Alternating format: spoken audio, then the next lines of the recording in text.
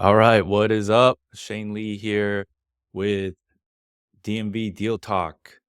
So, just a little bit of background about me since we're in the early stages of this channel. I'm a local mortgage advisor with Atlantic Coast Mortgage. We're based out of Northern Virginia, particularly in the Haymarket, Gainesville area. That's where I'm local. And Steve and Kevin are local to Prince William. They're in the Manassas area. So we're both in Prince William, actually. They couldn't make it today. And I wanted to just kind of piggyback on what we talked about on first episode, which was should I buy now or wait? So this one is going to be titled Why Waiting in 2025 Might Cost You Way More Than You Think. So kind of ties in. Let's go over the biggest lie that's kind of floating around right now. It's I'm going to wait to buy when the prices drop or when the prices dip.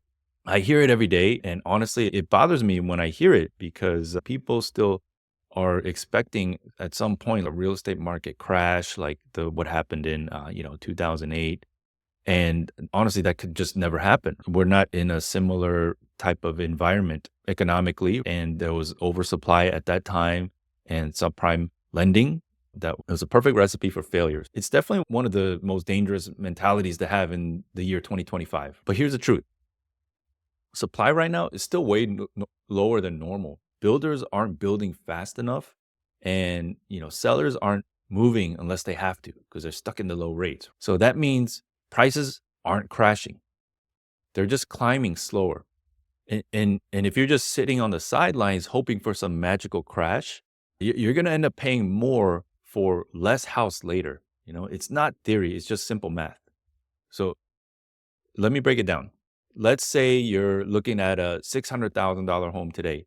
Home prices still trending up around 3% annually here in the DC metropolitan area. And that's pretty conservatively speaking, even with the rates where they are.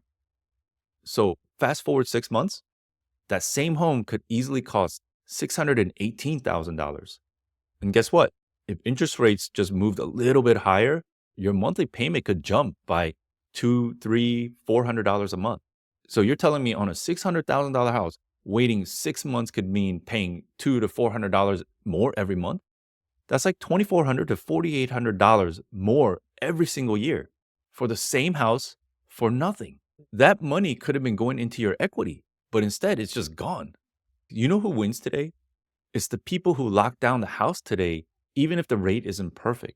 Because like we talked about in the previous video, you buy now and build equity while the market keeps appreciating. And then you just simply refinance when the rates improve. And you already own the asset that everybody else is chasing. Look, the real mistake isn't buying at the higher rate. The real mistake is not buying at all and getting priced out completely. So if you've been thinking about buying at all this year, don't gamble your money like it's Vegas. DM me or hit the link in the description, and I'll show you a side-by-side comparison, if it makes sense for you, of what it looks like if you buy now versus what it could cost you if you just wait. Look, it's all about making smart, calculated, strategic moves in this market. That's how you're going to win.